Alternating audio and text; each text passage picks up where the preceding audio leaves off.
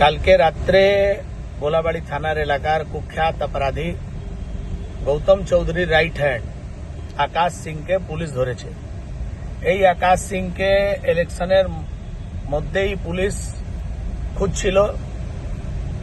এ বড় arms dealer, 2 নম্বরের যত কারবার সঙ্গে যুক্ত, এলাকায় 2021 নির্বাচনে বোমবাজি করেছিল, অনেকগুলো কেসে আসামি। কিছুদিন আগে গোলাবাড়ি থানার একটা পুলিশ অফিসারের উপরে গুলি চলেছিল, সে কেসের অভিযুক্ত। এলাকায় প্রচুর অপরাধিক গতিবিধির মধ্যে যুক্ত। এই ধরনের অপরাধীদের সমাজে কোনো জায়গা নেই, সেটা সরকার সুনিশ্চিত করেছে, কালকে ধরেছে।